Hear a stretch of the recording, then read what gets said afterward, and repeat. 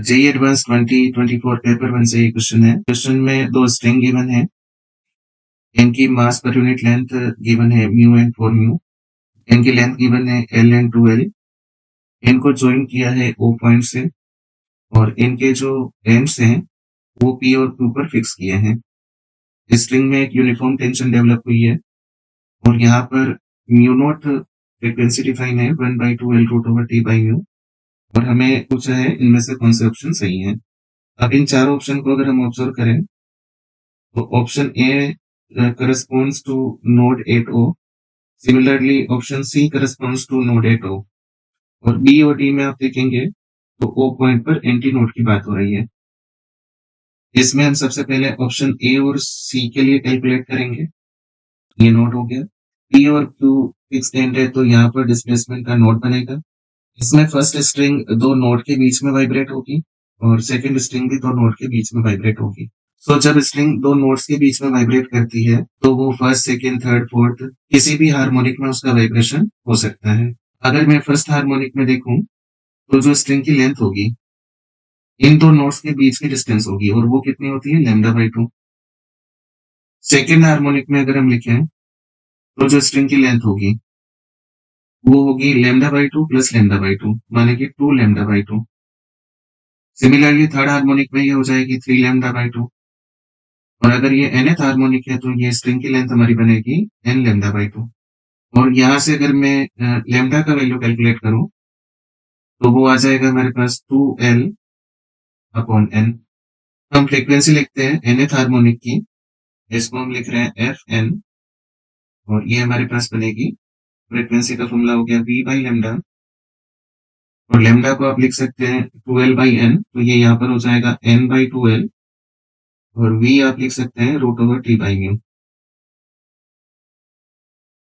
So frequency of nth harmonic हम इस फॉर्मूले से लिख सकते हैं। फर्स्ट हार्मोनिक की फ्रीक्वेंसी अगर मैं लिखूं तो ये बनेगी f1 इक्वल टू, हम फर्स्ट हार्मोनिक के लिए n को 1 रखेंगे, ये आएगी 1/2l root over t by mu.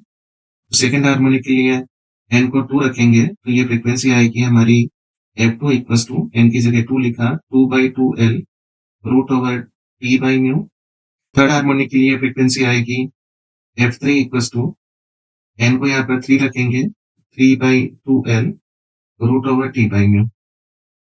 इसी तरह से nth हार्मोनिक की फ्रीक्वेंसी हम इस वाले फॉर्मूले से लिख सकते हैं। जो फर्स्ट हार्मोनिक होता है उसकी फ्रीक्वेंसी मिनिमम होती है, देन कंटिन्यूअसली फ्रीक्वेंसी जो है इंक्रीज होती है और इन फ्रीक्वेंसी का अगर मैं रेशियो लिखूं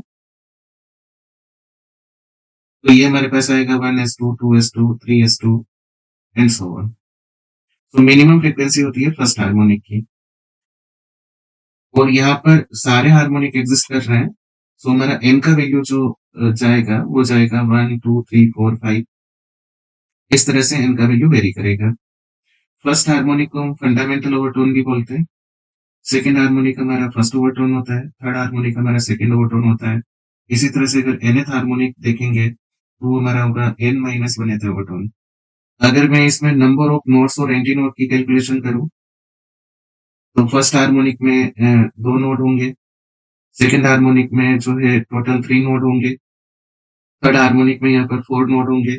तो nth हार्मोनिक में अगर मैं देखूंगा तो n+1 नोट्स मिलेंगे, तो नंबर ऑफ नोट्स यहाँ पर होंगे n+1।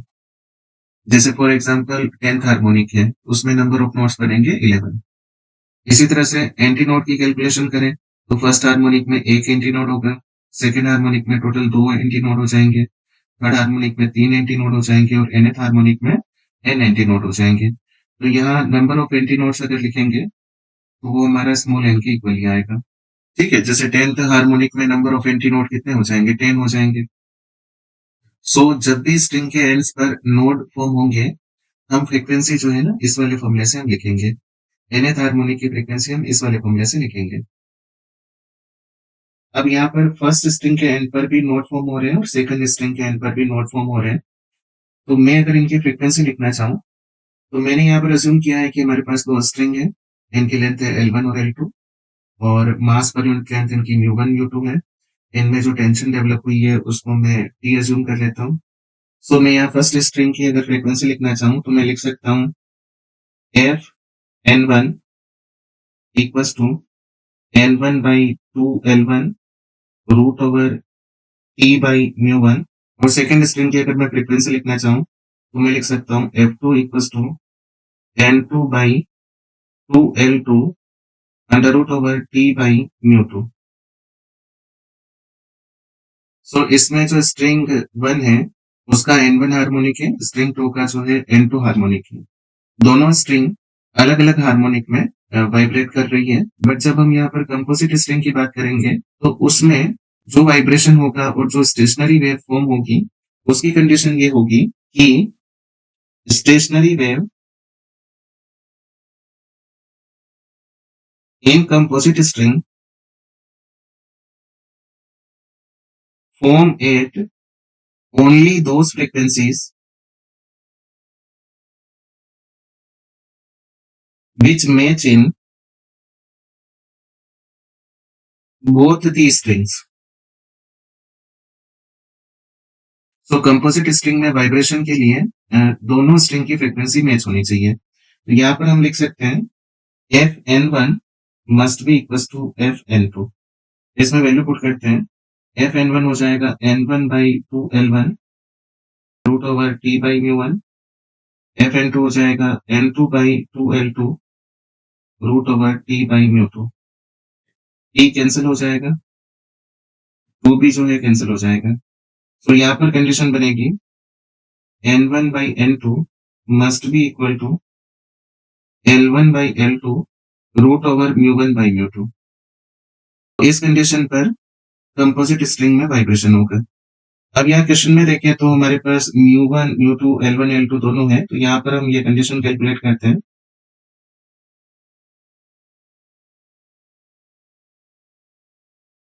अंडर रूट mu1 को आप म्यू लिख लीजिए, ये अपना 4 म्यू हो जाएगा। इसको अगर हम सिंप्लीफाई करें तो N1 by N2 हमारे पास आ जाएगा 1 by 4। तो यहाँ पर जो कंपोजिट स्ट्रिंग का वाइब्रेशन होगा उसमें N1 और N2 का जो रेशियो है ना वो 1 by 4 होगा। माने कि अगर N1 अपना 1 है तो N2 उस केस में 4 होना चाहिए। N1 अगर हमारा 2 है तो N2 उस केस में 8 होना चाहिए। ये रेशियो 1 by 4 आना चाहिए। या फिर मैं N1 को अगर 3 लिखूं तो N2 हमारा 12 होना चाहिए। तो अगर स्ट्रिंग 1 में एक हार्मोनिक है तो स्ट्रिंग 2 में 4 हार्मोनिक होने चाहिए। अगर पहली स्ट्रिंग में 2 हार्मोनिक है तो स्ट्रिंग 2 में 8 हार्मोनिक होना चाहिए। ऐसे स्ट्रिंग में अगर 3 हार्मोनिक है तो इसमें 12 हार्मोनिक होने चाहिए। तो इस कंडीशन पर इस स्ट्रिंग में, कंपोजिट स्ट्रिंग में स्टेशनरी वेव फॉर्म होगी। तो ये स्ट्रिंग कुछ इस तरह से वाइब्रेट करेगी कि फर्स्ट स्ट्रिंग में जो है ना एक हार्मोनिक होगा और सेकंड स्ट्रिंग में टोटल 4 हार्मोनिक होंगे। या फिर फर्स्ट स्ट्रिंग में 2 हार्मोनिक होने चाहिए, सेकंड में जो है टोटल 8 हार्मोनिक होने चाहिए। या फर्स्ट स्ट्रिंग में अपने 3 हार्मोनिक होने चाहिए, या यहाँ पर 12 हार्मोनिक होने चाहिए सेकंड स्ट्रिंग में। सो यहाँ पर कंपोजिट स्ट्रिंग की ये जो फ्रीक्वेंसी होगी ये सबसे मिनिमम फ्रीक्वेंसी होगी, जो आएगी N1 इक्वल टू 1 और N2 इक्वल टू 4 पर। उससे हायर फ्रीक्वेंसी ये वाली होगी और उससे हायर फ्रीक्वेंसी ये वाली होगी। इस तरह से कंपोजिट स्ट्रिंग में जो है ना वाइब्रेशन होगा। सो अगर हम इसके ऑप्शन देखें, ए ऑप्शन में दिया है with node at O minimum frequency of vibration of composite string is mu naught. Minimum frequency के लिए या तो हम N1 को 1 पुट कर सकते हैं इस वाले फॉर्मूले में, या फिर हम N2 को 4 पुट करते हैं इस वाले फॉर्मूले में, दोनों सेम वैल्यू आएगी। मैं यहाँ पर N1 को 1 पुट कर लेता हूँ। सो मिनिमम फ्रीक्वेंसी हमारी आएगी, minimum frequency equals to N1 को मैंने 1 लिखा डिवाइड बाई 2, L1 अपना L हो गया under root over T by म्यू1 जो है ना अपना म्यू हो गया एक तरह से। तो ये मिनिमम फ्रीक्वेंसी आएगी और क्वेश्चन में ये मिनिमम फ्रीक्वेंसी अपन को म्यू नॉट दी है। तो हमारा पहला ऑप्शन जो है ना इसमें सही हो जाएगा। अगर हम सी वाला ऑप्शन देखें कि when the composite string vibrate at minimum frequency with a node at O it has 6 nodes including the end nodes. तो मिनिमम फ्रीक्वेंसी में नोड्स हमको काउंट करने हैं। तो यहाँ पर एक नोड ये हो गया, एक ये हो गया, एक ये हो गया, एक ये हो गया, एक ये हो गया, एक ये हो गया। स्ट्रिंग के एंड वाले नोड्स भी हमको इंक्लूड करने हैं। तो टोटल नोड्स कितने हो जाएंगे? 1 2 3 4 5 6, टोटल 6 नोड हो जाएंगे इसमें। इसमें टोटल नंबर ऑफ नोड्स कितने हैं? 6 है। तो दोनों ही ऑप्शन यहाँ पर सही हो जाएंगे। इन केस ओ पॉइंट पर एंटी नोड फॉर्म हो, और P पॉइंट पर नोड होगा और Q पर नोड होगा, चूंकि ये तो फिक्स एंड है। तो यहाँ पर फॉर्मूला यूज होगा vibration of string fixed at one and, कि एक एंड पर नोड बनना चाहिए और दूसरे पर एंटी नोड बनना चाहिए। स्ट्रिंग का फिक्स्ड एंड पर नोड बनेगा और ओपन एंड पर एंटी नोड बनेगा। तो हमें ये वाला फॉर्मूला यहाँ पर यूज करना होगा। जो पहली स्ट्रिंग है वो भी कुछ इसी तरह से वाइब्रेट करेगी, क्योंकि एक एंड पर नोड है और दूसरे पर एंटी नोड है। और सेकंड जो स्ट्रिंग है वो भी कुछ इसी तरह से वाइब्रेट करेगी कि एक एंड पर नोड है और दूसरे एंड पर एंटी नोड है। सो यहाँ पर अगर मैं फर्स्ट हार्मोनिक के लिए लेंथ लिखूं, स्मॉल एल इक्वल्स टू, यहाँ नोड और एंटी नोड के बीच में जो डिस्टेंस होगी वो हो जाएगी लैम्डा बाई 4। और थर्ड हार्मोनिक के लिए आप जो लेंथ लिखेंगे वो आपकी आएगी sir lambda by 4 plus lambda by 4 plus lambda by 4, ये 3 लैम्डा बाई 4 हो जाएगी। इसी तरह से फिफ्थ हार्मोनिक के लिए ये लेंथ आपकी 5 लैम्डा बाई 4 आ जाएगी। और अगर मैं यहाँ पर nth हार्मोनिक अज्यूम करूं तो ये लेंथ अपनी n लैम्डा बाई 4 आ जाएगी। n यहाँ पर ओड नंबर होगा। जब स्ट्रिंग के एक एंड पर नोड बनता है और दूसरे एंड पर एंटी नोड बनता है, उस केस में हमको केवल ओड हार्मोनिक मिलते हैं। हमको फर्स्ट हार्मोनिक मिलेगा, हमको थर्ड मिलेगा, फिफ्थ मिलेगा, 7 मिलेगा, 9 मिलेगा। हमको कंटिन्यूअसली ओड हार्मोनिक मिलते हैं। और यहाँ पर जितने भी इवन हार्मोनिक होते हैं वो सारे मिसिंग होते हैं इस केस में। फर्स्ट हार्मोनिक को हम फंडामेंटल ओवरटोन बोलेंगे और थर्ड हार्मोनिक होगा वो अपना फर्स्ट ओवरटोन होगा। इसी तरह से हमारा जो फिफ्थ हार्मोनिक होगा वो अपना सेकेंड ओवरटोन होगा। और nth हार्मोनिक को अगर आप लिखेंगे कि कौन सा ओवरटोन होगा तो आपको लिखना है n-1/2। तो यहाँ पर अगर मैं नंबर ऑफ नोट्स लिखूं तो वो हमारे पास होंगे n+1/2, है ना। जैसे मान लीजिए आपको थर्ड हार्मोनिक के नोट निकालने हैं, तो आप लिखेंगे 3+1/2, तो 2 नोट इसमें आ जाएंगे। और एंटी नोट भी इतने ही होंगे, एंटी नोट्स होंगे n+1/2। n यहाँ पर हार्मोनिक को रिप्रेजेंट कर रहा है। तो जैसे आपको 11th हार्मोनिक के आपको नोट्स निकालने हैं तो 11+1/2 माने कि 6 नोट हो जाएंगे और 6 ही एंटी नोट हो जाएंगे। सो यहाँ पर L कितना आया, L equals to L lambda by 4। और यहाँ से अगर हम लैम्डा लिखना चाहें तो लैम्डा इक्वल्स टू आ जाएगा 4L/n। And frequency of nth harmonic यहाँ पर बनेगी Fn equals to V by lambda. तो Fn इक्वल्स टू V की जगह हम लिख सकते हैं √T बाई म्यू। तो ये हो जाएगा अपना n/4l। तो जब भी स्ट्रिंग में एक एंड पर नोड फॉर्म होता है और दूसरे एंड पर एंटी नोड फॉर्म होता है, उस केस में nth हार्मोनिक की फ्रीक्वेंसी आप इस वाले फॉर्मूले से लिख सकते हैं। ये हमको ध्यान रखना है कि n यहाँ पर ओड नंबर होगा, केवल यहाँ पर ओड हार्मोनिक होंगे। तो यहाँ पर n को जब हम पुट करेंगे तो वो आप यहाँ पर केवल और केवल ओड नंबर यहाँ पर पुट कर सकते हैं। यहाँ पर इवन हार्मोनिक सारे मिसिंग होते हैं। अब इस कंपोजिट स्ट्रिंग में अगर हम देखें तो यहाँ पर वाइब्रेशन में भी ये वाला फॉर्मूला काम आ जाएगा और सेकंड स्ट्रिंग के वाइब्रेशन में भी सेम फॉर्मूला हमारा काम आ जाएगा। सो मैंने यहाँ पर दो स्ट्रिंग अज्यूम करी हैं।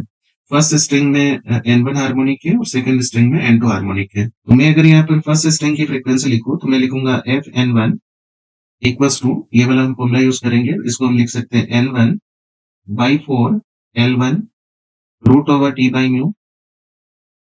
सेकंड स्ट्रिंग की अगर फ्रीक्वेंसी लिखे तो हम लिख सकते हैं F2 equals to n2/4l2 √T/μ2। And for vibration of composite string Fn1 must be equals to Fn2। तो यहाँ पर वैल्यू पुट करते हैं। Fn1 को हम लिखेंगे n1/4l1 √T/μ1 एंड Fn2 को हम लिखेंगे n2/4l2 √T/μ2। यहाँ से अगर सिंप्लीफाई करें तो यहाँ से 4 कैंसिल होगा, T कैंसिल होगा। सो कंडीशन हमारे पास बनेगी n1/n2 must be equals to l1/l2 √μ1/μ2। So same condition आई है जो हमने इससे पहले कैलकुलेट करी है, बस डिफरेंस इतना है कि यहाँ n1 भी एक ओड नंबर होगा, n2 भी यहाँ पर एक ओड नंबर होगा। सो हम गिवन कंपोजिट स्ट्रिंग में ये कंडीशन अगर कैलकुलेट करें तो ये हमारी बनेगी n1/n2 इक्वल्स टू l1 की जगह कैपिटल L लिखा, l2 हमारा हो गया 2l √μ1 की जगह हमने म्यू लिखा और ये हमारा हो जाएगा 4μ। तो ये सिंप्लीफाई अगर हम करेंगे तो ये बनेगा n1/n2 इक्वल्स टू 1/4। इस कंडीशन के अकॉर्डिंग अगर n1 हमारा 1 है तो n2 हमारा 4 हो जाएगा, या n1 हमारा 2 तो हो नहीं सकता, 3 है, तो n2 हमारा जो है ना इस कंडीशन के अकॉर्डिंग 12 हो जाएगा। अब N1 तो 1 हो सकता है, N1 3 भी हो सकता है, N1 5 भी हो सकता है, बट अगर मैं इस कंडीशन को ऑब्जर्व करूँ तो N2 हमारा 4 कभी नहीं हो सकता, क्योंकि इवन हार्मोनिक इसमें एग्जिस्ट करते ही नहीं है। और जब N1 3 होगा तो N2 हमारा 12 होगा, जो कि इवन हार्मोनिक एग्जिस्ट नहीं करते हैं, तो 12 भी कभी पॉसिबल नहीं है। दैट मीन्स O पॉइंट पर एंटी नोड फॉर्मेशन पॉसिबल ही नहीं है। तो ये कंडीशन कभी भी पॉसिबल नहीं होगी, क्योंकि N1 हमारा ओड नंबर है। तो N1 को अगर मैं ओड नंबर लूंगा तो N2 हमारा हमेशा इवन नंबर आएगा। तो ये साइमल्टेनियसली ये कंडीशन कभी भी सेटिस्फाई नहीं हो सकती। तो हम ये बोलेंगे कि सर एंटी नोड अगर O पॉइंट पर फॉर्म हो रहा है, तब इस स्ट्रिंग में एक स्टैंडिंग वेव या स्टेशनरी वेव बनना पॉसिबल नहीं है। ठीक है, और अब मैं इसमें ऑप्शन अगर मैं चेक करूं, तो हमारा जो बी वाला ऑप्शन है, जिसमें ये मिनिमम फ्रीक्वेंसी 2 म्यू नॉट बोल रहा है, और क्योंकि स्टैंडिंग वेव फॉर्म ही नहीं हो रही है, तो मिनिमम फ्रीक्वेंसी तो फिर कैलकुलेट ही नहीं होगी। तो यहाँ पर बी तो जो हमारा गलत आंसर हो गया, बी नहीं होगा इसका आंसर। और डी जो ऑप्शन है, जिसमें लिखा है कि no vibrational mode with an anti node at O is possible for composite string, तो ये ठीक है कि अगर ओ पॉइंट पर एंटी नोड फॉर्म हो रहा है तो कोई भी वाइब्रेशनल मोड एग्जिस्ट नहीं करेगा, तो हमारा जो है ना इसमें डी आंसर हो जाएगा। अब ओवरऑल अगर हम देखें, तो पहले हमने कैलकुलेट किया था कि ए और सी यहाँ पर सही आंसर है, और अभी हमने कैलकुलेट किया कि डी हमारा सही आंसर है। सो इस क्वेश्चन का जो आंसर आएगा वो हमारा आएगा ए, सी, और अभी हमने कैलकुलेट किया डी हमारा आंसर है, तो ए सी डी इस क्वेश्चन के जो है ना आंसर हो जाएंगे।